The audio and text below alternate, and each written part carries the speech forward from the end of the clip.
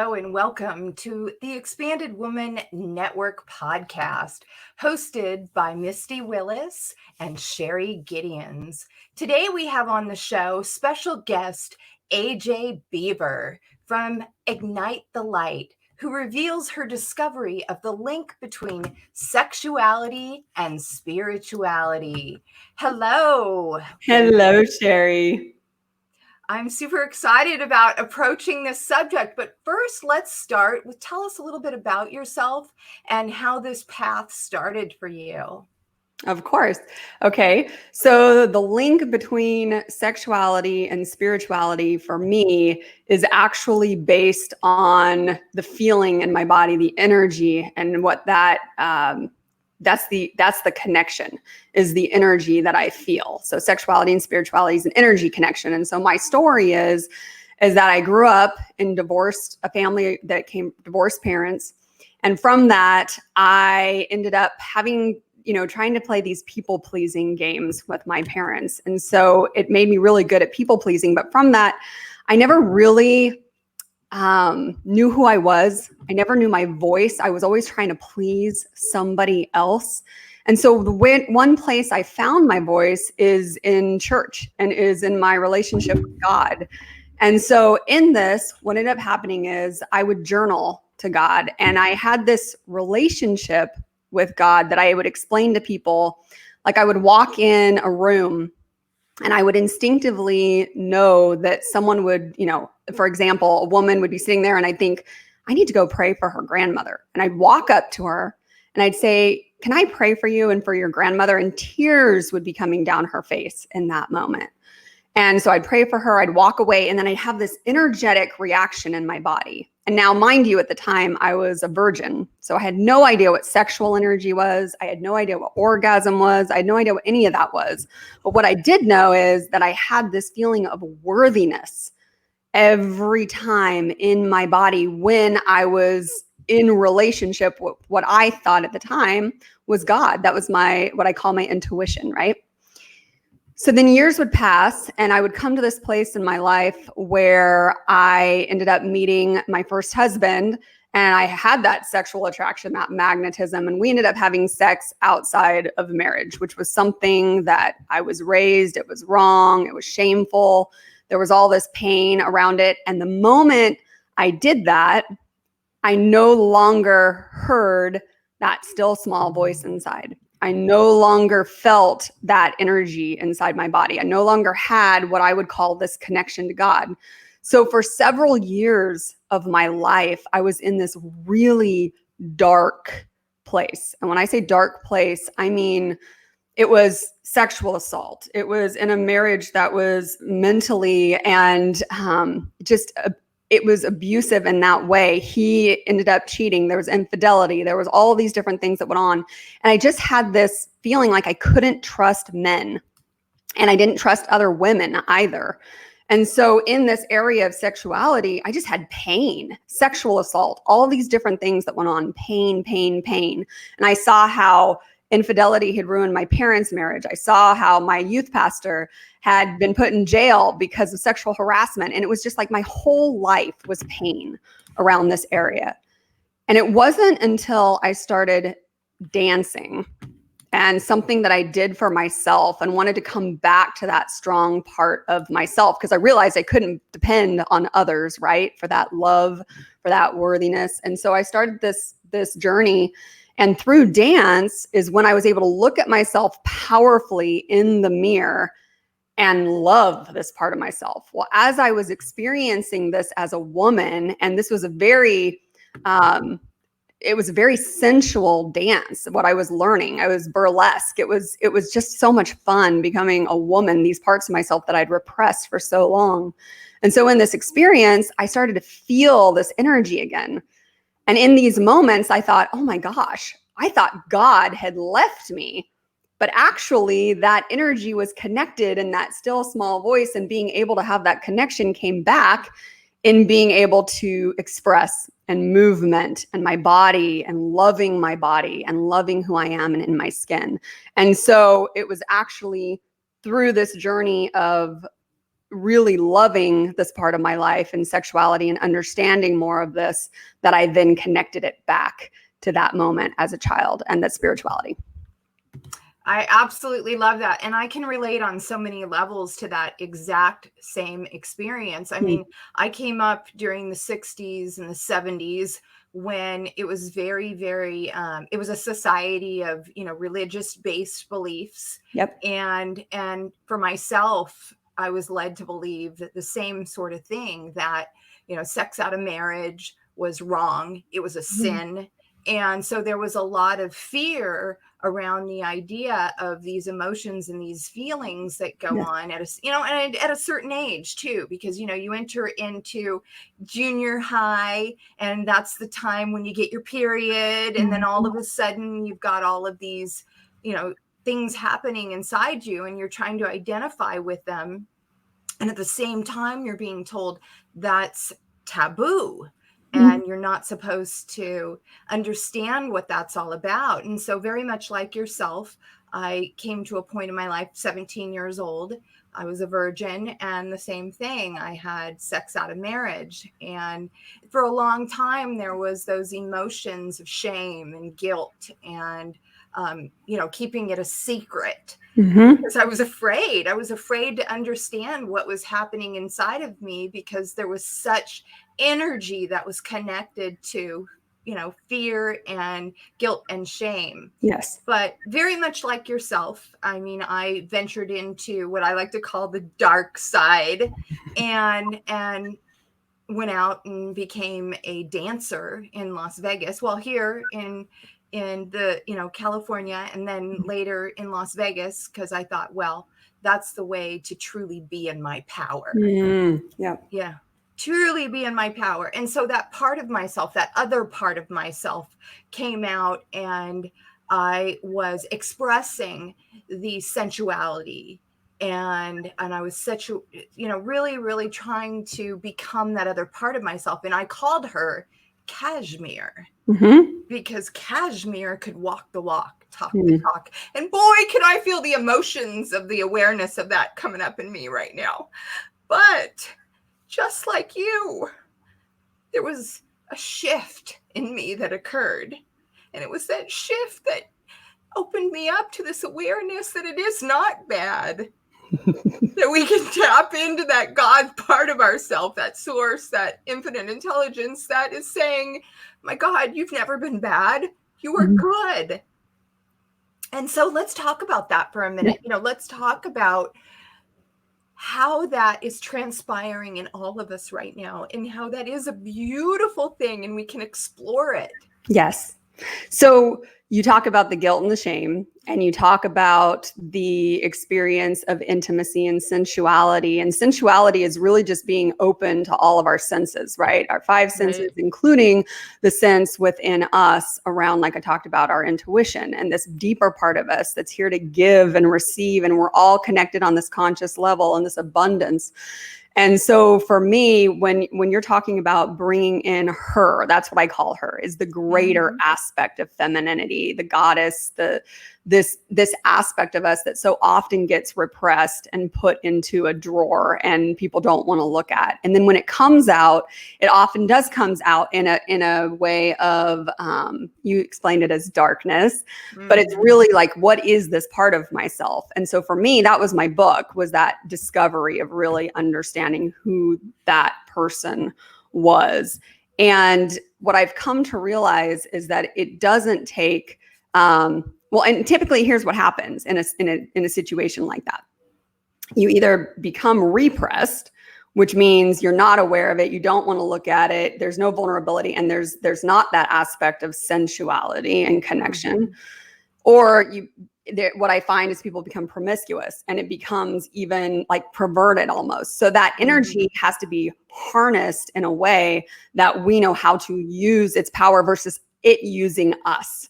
But it takes some awareness around that, of what are those pieces, and then being able to make that connection. It's not good or bad. It's part of the discovery process in this. And so my hope is for women that they don't have to go out and, make whatever choices they make that bring on that guilt and shame, because the truth is it's the guilt and shame that's actually holding us back from being able to trust ourselves in that area of life. So that often gets projected onto men, because that's exactly what happened in my journey, as I didn't trust men. But the truth is I wasn't trusting a part of myself. And this is a very powerful part of ourselves, because when we can tap into that and we can really experience life as it's here and as it's present, and we're making love to life, then it goes beyond sexuality. If you think about what spirituality is, it's a connection, it's a union with something greater than ourselves. Same thing in the experience of sex and the masculine and the feminine and the union of that. And we all have masculine and feminine within us. And so it's coming to that balance of those parts of ourselves. But as a woman, the way I share it is, I believe there are 3 roles to womanhood. There's and they're all based on the goddesses, is how I kind of give that explanation, which is Hera, the mother of all living things, right? That piece of us. There's Athena, which is the businesswoman, the woman that really is all about negotiation and sharing wisdom. And this is a big part of us as women. And then there's Aphrodite, which is the beauty, the sexuality, the sensuality, and how we have a relationship with our own bodies. And so that's the piece that, because of just, I would say, whatever it might be, the limiting beliefs, the religious programming, whatever it might be, it just often gets shoved away. Oh my God, that's so profound, because that's very much my own journey as well. And it really was, the masculine side of myself was trying to be protective and strong. And I lived in the ego. Oh, no. I'm not going to let a man have control over me, because at the same time, but because of the limiting beliefs, the self-concept issues and all of that, men abused me mentally, told me that I wasn't good enough, told me I wasn't worthy, told me I needed to get my fat ass in shape. And there was always that belief that there was something wrong with me that I needed to fix. And so in doing that, the masculine side of me came in, and that ego part of me says, okay, so let me be, this goddess, but a goddess in a way that I was so based in that sexual energy that I used that energy to control. Yes. And so as a result of that, what happened is I lost parts of myself, because I pushed those parts away, going back to that shame and that guilt and that anger. There was a lot of anger and resentment that was going on, because why did I have to be like this? Yes. To prove myself. And so when I met my husband, my second husband, it was the first time where he said, Sherry, you've got to let go, because I couldn't even have an orgasm. I couldn't let myself have an orgasm, because that would be surrendering, that would be surrendering. Yes. And so when it very first happened, it was like, oh my God, is this what it's like? I haven't ever let myself feel like this before. I haven't trusted like this before. So speak to that for a second to our listeners. Sure. So the surrender piece of it, or speak to what it is you were just telling me about your story? Well, both, because I believe that a lot of women have been in this place where they don't even let themselves go there. Like even women who don't have a partner. Yeah. Okay. So pleasure is an energy in the body. And so to speak to that for a moment, what I believe is most women, when they're in an experience where they don't trust men, or they've been cheated on, or there's mental abuse, or there's something going on where they're not having that worthiness within them, what happens oftentimes is they try to block the pain. And when we're blocking pain, it's just a channel of energy, then we're also blocking pleasure. And so in that case, because they can't be vulnerable and they don't want to deal with that pain, because what it might actually mean about themselves, there's this connection of the mind and the body. And so in order to really tap in and be able to surrender, using the words that you used, it takes a level of knowing your body and being able to get out of here and what's going on here and why is that keeps showing up. So when a woman really understands how to receive pleasure, that's feminine energy. That's the beauty of the feminine, is being able to receive.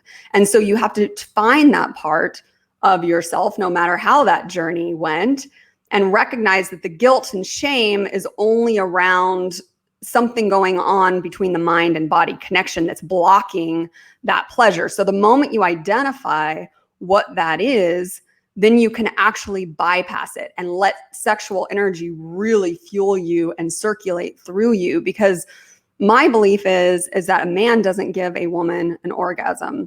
It's something that she experiences within herself when she's surrendered. And it doesn't take him, meaning physical him, it takes understanding the masculine in our own consciousness, because that's the light, is when we can hold consciousness for masculine that actually, in my belief, is an eternal lover type concept, that my husband is the bonus, but that my worthiness doesn't come from him. And so when I'm in those experiences, it's spiritual.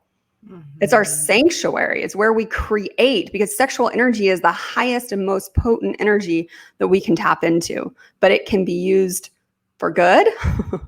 And then it can be repressed and then just turned against a woman inside of herself with the guilt and the shame and all of those things. And then she won't be able to tap into that because she doesn't know how to receive. But it's an internal relationship that then is given and shared with a partner. Wow, that's so beautiful. And that's very much what has happened to me. As I've surrendered, what I've also learned is how to give myself pleasure. Yes. How to be okay with the idea. Wait a minute here.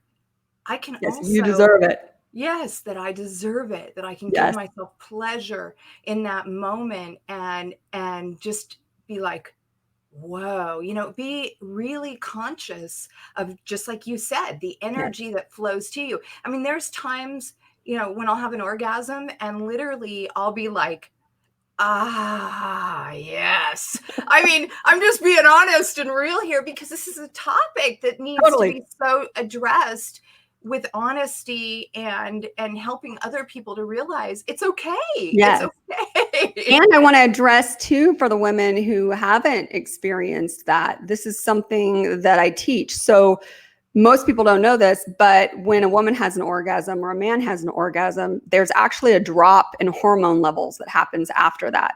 And so it's almost like being on a chemical high is really how you can explain it. It's a bioenergy within the body, and it takes almost 2 weeks for that to recalibrate within the human body. So during that time, what can happen is you can have experiences of actual withdrawal.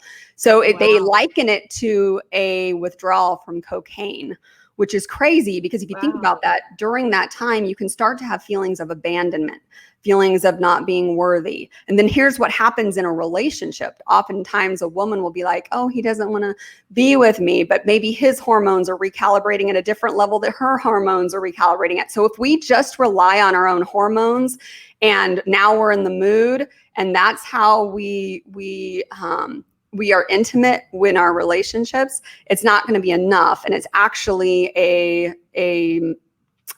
misconception about sex. That's why I teach that it's actually spirituality, because the studies that they've done is that the nuns who have remained virgins, right?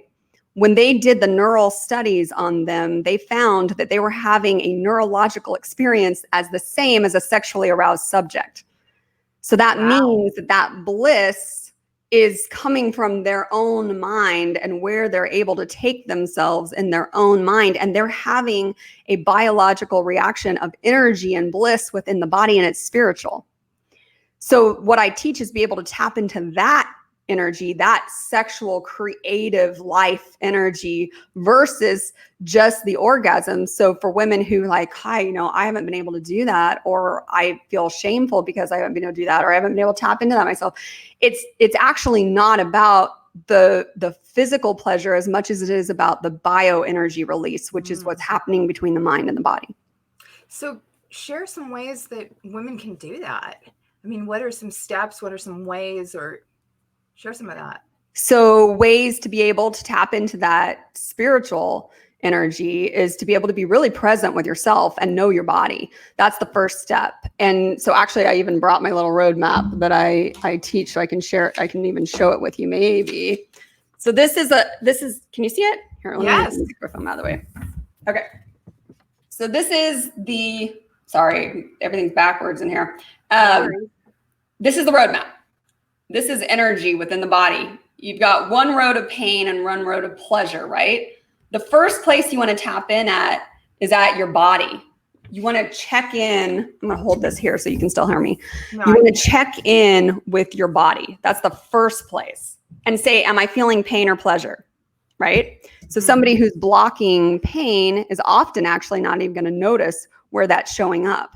If you're feeling pleasure, it's very easy. You're in the channel of communication. You're feeling pleasure in the body. So once you tap in and you really know your body and where that might be showing up, then that's a channel of communication, and the body's communicating, hey, this is an area where you're blocking yourself from receiving. And it typically goes back to a story in the mind. So what I have a woman do is I have her tap into where's that place in the body and what's the story? Do you know if it's connected to a judgment? And the story that I share is a story that I found an email from a boyfriend, and he had written this email that said, you know, I'm dating this new girl. She's really great, but she's got a big ass. And she's kind of like a Hyundai compared to the Porsches I've dated in the past. Well, that was one of those moments in my life that I didn't have a judgment about my butt until I read this email.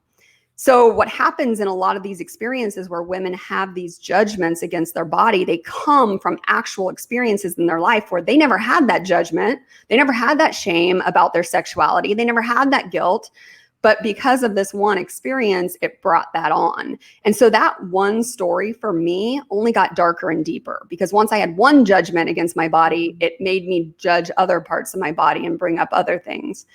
And so the way a woman can do that is to really get present with what is that memory, and then be able to go back and reconnect the body to the emotion, reconnect the mind to what was really going on in that time, and then be able to see things from a new perception, which is, I mean, a little bit obvious, deeper conversation. But then once you've done that, then you've actually changed the channels. You've transmuted pain to pleasure. And when you can do that, then when those memories or those triggers come back, like for myself was jealousy, because the deeper root of that story about that judgment about my body, the reason why women can be in this place of, I don't know what's going on, I don't know why I feel, guilty or can't tap into this, it's because there's a deeper root than just the judgment.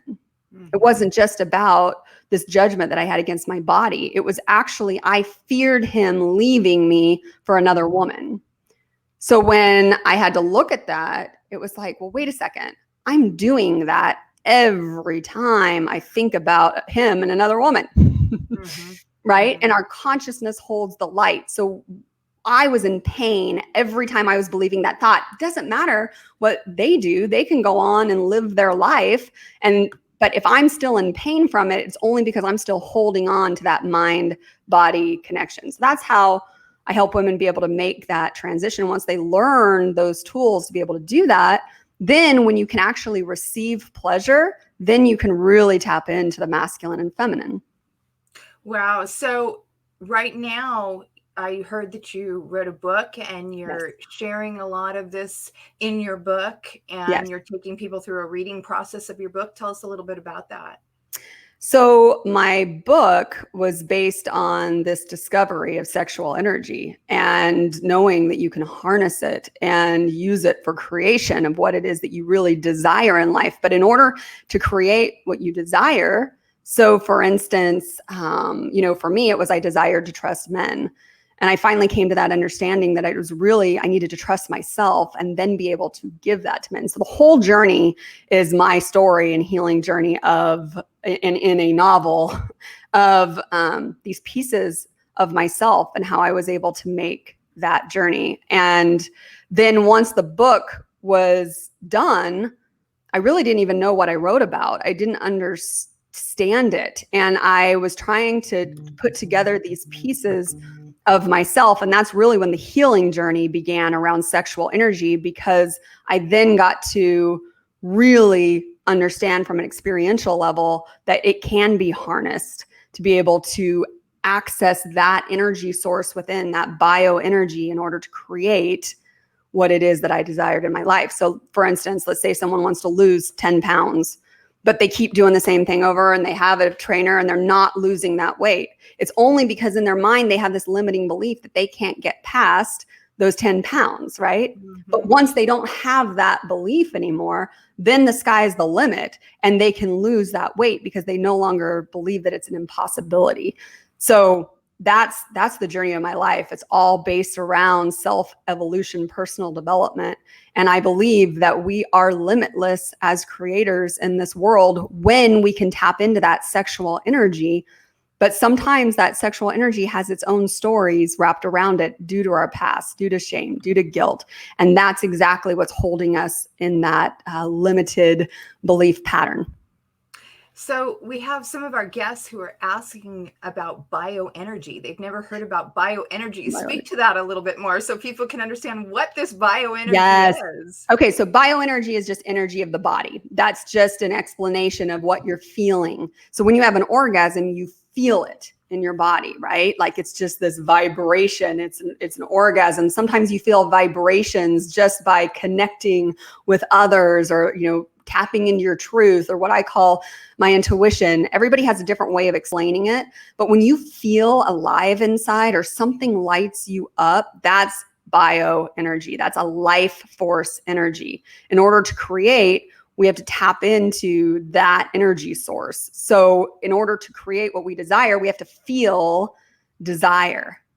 And that's where the whole journey is around for Linnea, because she desires to be in a trusting partnership with a man, but she doesn't even know how to trust herself. And so to feel that energy, to speak to that piece of it, is whenever I have a moment. And I know in talking with you and some of the ways that we've connected, and you talk about the high vibe nation, and you talk about how people are vibrating, and people talk about, they've just got this vibe or vibration. That's what I'm talking about when I talk about bioenergy. It's in the body. You can physically feel it. It's a physical sensation. Yeah, I mean, I speak to that so much now. There was a point where that was where my language was for so many years, because going back to this really dark period of my life. And then I had my very first near-death experience. And it was in that experience that I was released of the body. And I was united with what you could call pure love at its highest vibration. It was a frequency that was like walking on water. It's that amazing. And so when I was, given all of these ideas and downloaded all of this information to my consciousness about energy, I come back into the body and I'm vibrating at a frequency that is so high that I have all of these spiritual gifts that I'm now aware of. Yes. And I mean, like, people could come into my presence and I had ESP. I could read their thoughts. Yes. And this is, 1997, 1998, going onward to 2000. And I realized I had to pull back on the language a little bit because people just thought I was nuts. And talk about learning about yourself and going through the surrender and, so many of the things that you've spoken about here, where I really came to understand spirituality and sexual energy. And like I said, I go back to that whole relationship with my husband. There was those moments when he just automatically wanted to give me pleasure. And I was like, no, not now. Not now. I'm too busy. I'm too tired. And then when I would let go, there was still that headspace going on around the thought, what do I have to do to let go, to give myself this pleasure? There's this whole conversation dialogue going on, like you were speaking of. Yes. And even now, I'll be totally honest, even now there's those moments where I still struggle with the old dialogue. But here's the thing. I've worked so long on, teaching people about how to surrender, that I just observe. I become the observer. Mm. And I recognize what's going on here. What's going on? What's the old story that might still be going on? And then I start to Absolutely. speak to it with love. Yes. And Absolutely. beautiful, beautiful. And so, that's why I think that right now people are ready. They're Mhm. ready to hear more about, wait a minute here. You're saying energy is everywhere present. We are energy. Everything in the universe is energy. And so when we're trapped in a feeling, Yeah. that basically extends into a vibe, Mm-hmm. into a frequency, which is our aura. And we're sending that, what's around us, what's going on inside of us is extending out of us, the aura, and it's going out into the universe, and it's pulling back to us all of those feelings and emotions that are within us, within our Mm-hmm. aura. And so as a result of it, people are saying, well, how do I keep recreating these experiences, this sadness and this pain and these circumstances? Mm-hmm. And now they're opening up more to the information that you're sharing. Yes. It's beautiful. And it's beautiful when a woman, you spoke to that pain. So, what I believe that pain is just a channel of communication. So, when you can look at pain as energy and you can accept it, what I teach a woman to do is express it. So, one of the ways I was able to get through writing my book, because I came to this point where I didn't think I was going to finish it, I was ready to just chuck it and walk away. And in those moments, what I ended up doing, because I had a writing instructor who was also a dance instructor, who's the madam in the book as the example, and I danced it. I danced the pain. When we creatively express with those darker emotions, that's what transmutes it. But if we keep blocking ourselves and telling ourselves that we can't feel it because we're afraid of the dark place that it might take us to, it's a lie. The truth is the emotions work on almost like a pendulum, and we have to feel it to its height in order to break through and swing the other way. And so that's how I now transmute pain to pleasure and teach women how to do that. Because when you can do that, like I said, then a painful experience happens and then it's your consciousness about it.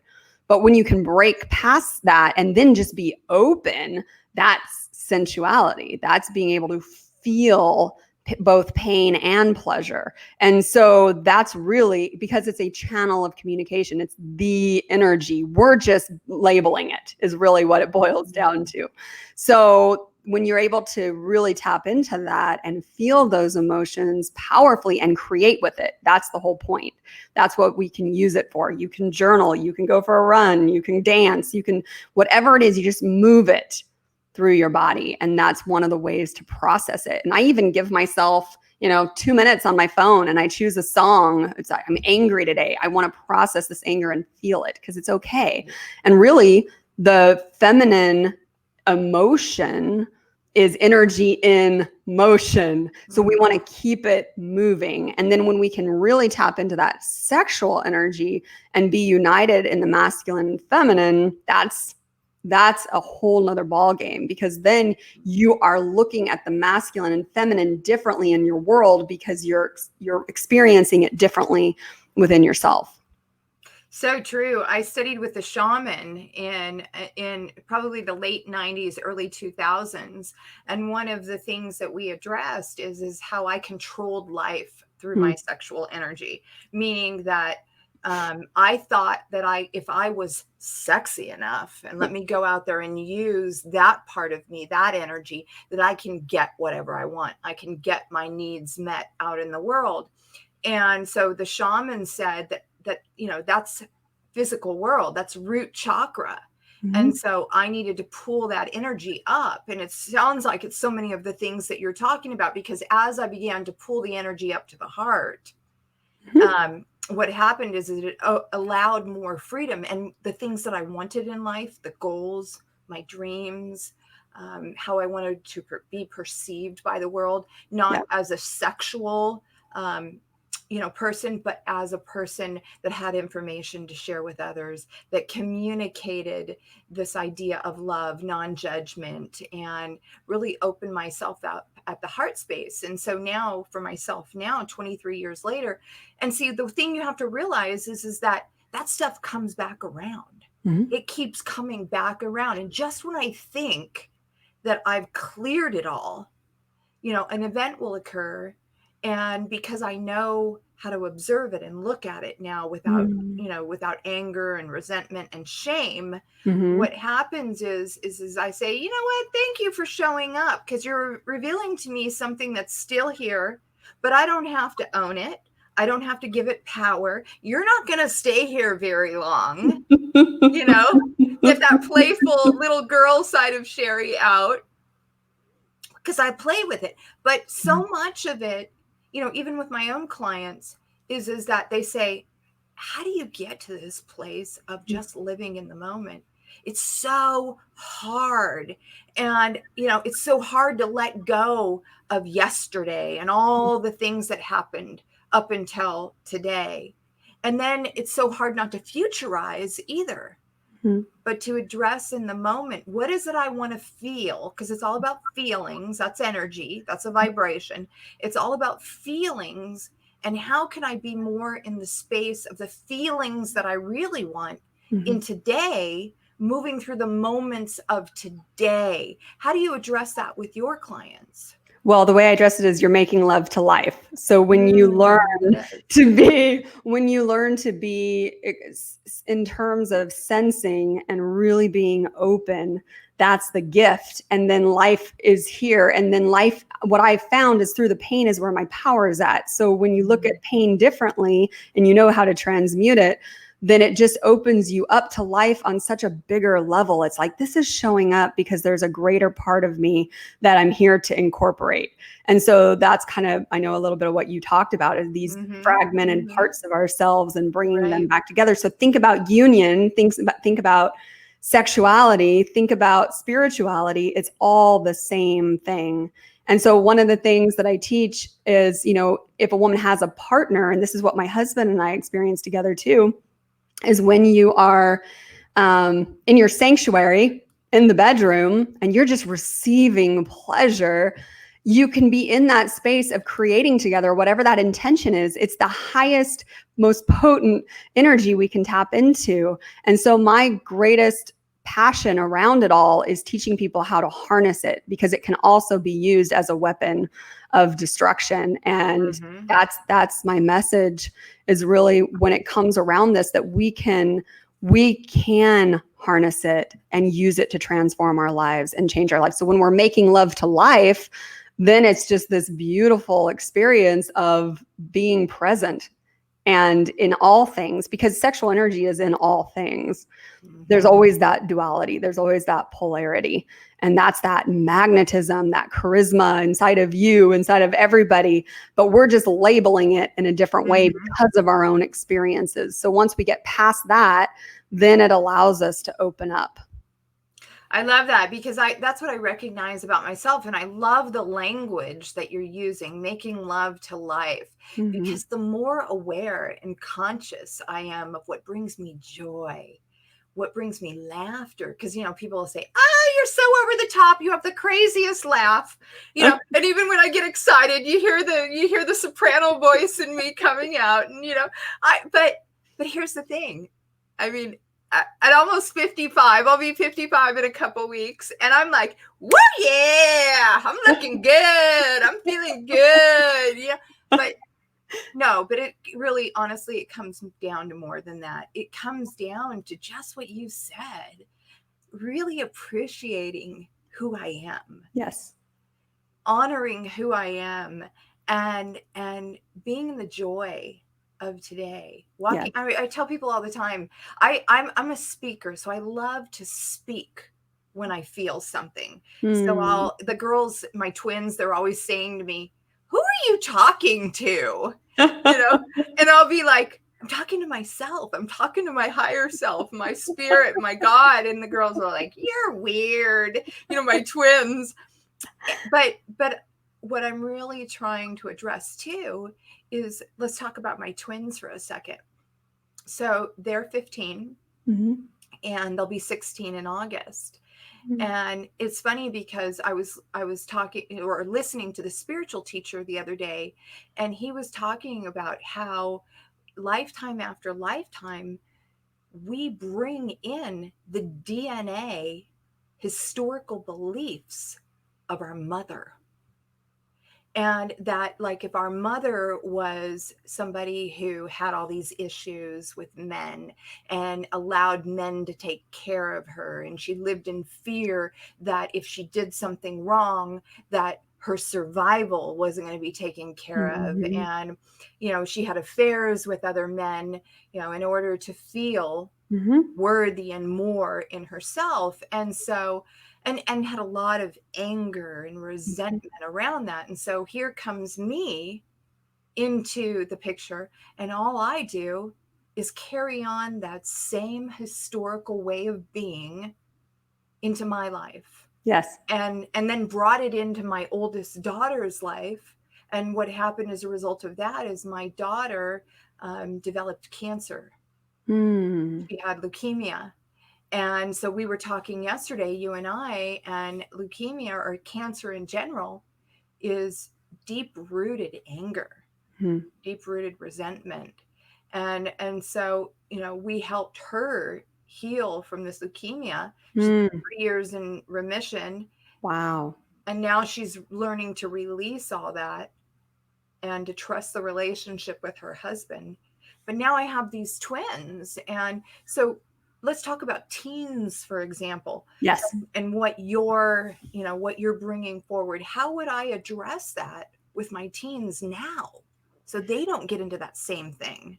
I think because it's a consciousness that's passed on, right? So my mom didn't trust men, my grandmother didn't trust men. There was infidelity that continued happening in all of those relationships. And so it's a consciousness. And so when I recognized that and made those shifts, just as you've made in your life, it's really being able to have those conversations with your children about it. So one of the things that I teach Lexi and my own daughter, who's 12 years old, is to love your body and talk kindly and know that your worthiness is not based on somebody else and their opinion or how they think of you or any of those kind of things. And really just being open with her about what is this pleasure in your body. And it's okay to feel it and it's okay to talk about it. And it's connected to what you're thinking, right? And being able to have those kind of discussions with them and asking them where they're at. I think just being present with them and spending that time with them for them to be open to you is teaching intimacy on a much deeper level, where I don't know about you, but I didn't have that with my parents. We didn't talk about those kind of things. It was very shameful. You don't talk about it. Just make sure you remain a virgin until you're married. And there was no conversation around any of this. And so my biggest belief is that the church also has to step out of this silence around this area of sexuality. Like, we have got to start talking about this on a much higher level. There's an entire book in the Bible called Song of Solomon, which is all about human desire and what that feels like. And so it's important to have those kind of conversations with them and let them know that their body is theirs. And when they're tapped in and they're feeling that, it's okay. It's a beautiful thing.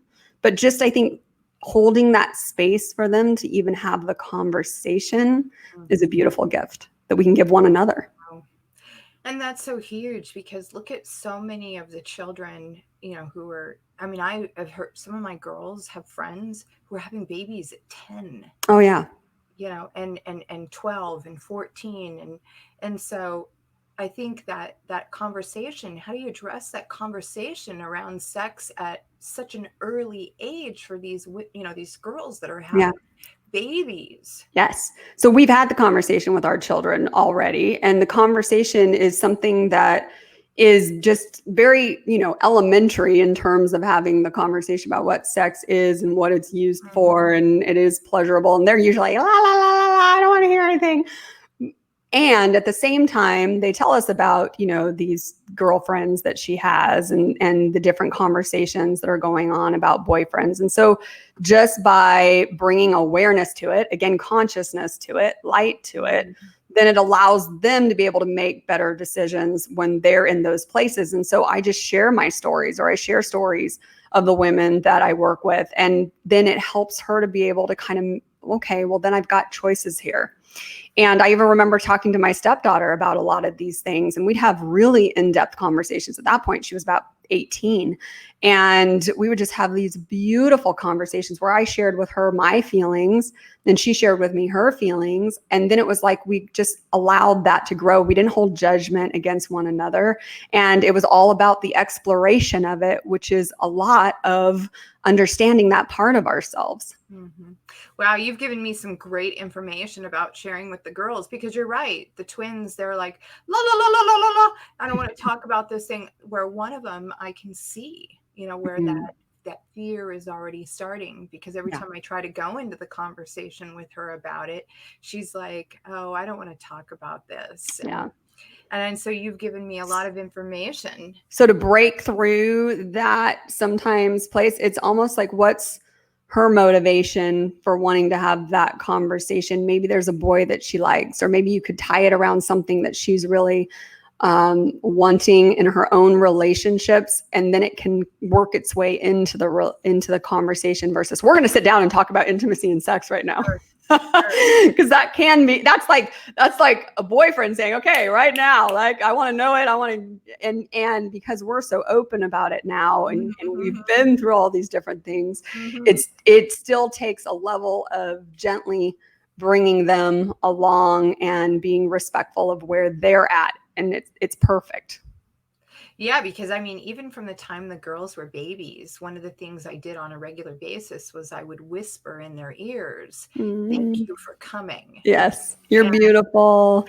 You're beautiful. Yes. And even now, they'll wake up in the morning and I'll be like, give the mom some love. Come here, give the mom some love. And I make them put their shoulder on my head and I whisper in their ear, how amazing and how special and how, and so we have addressed that conversation about, you teach people how to treat you. Yes. And the clearer you are about what you want. And, one of the twins says, I'm picky.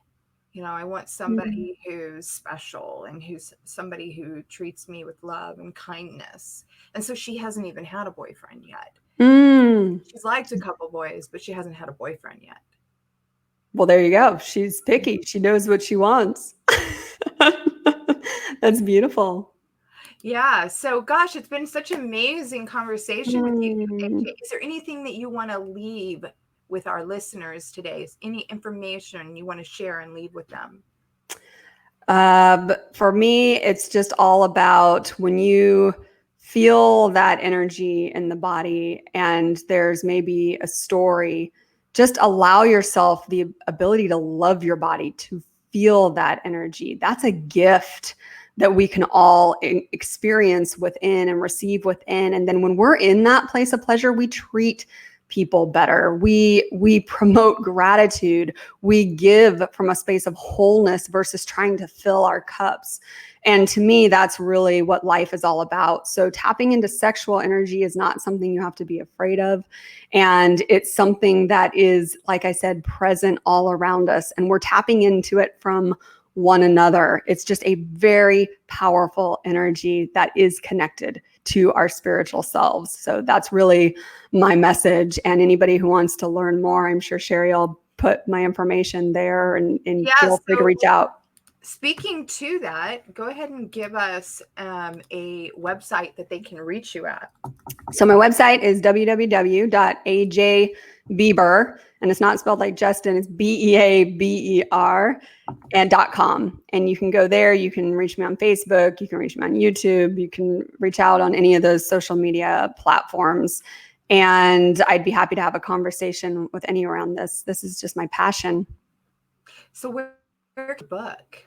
Oh, yes. And the book, if you go to my website, there's actually a place where you can download it for free. And I'll send you the link to Sherry so that you have it. And anybody who's listening can go in and download it for free digitally, or you can purchase it on my website. I think it's the book we give away for free. It's just $6.95 for the shipping and handling, or you can find it on Amazon and Barnes & Noble and all those places.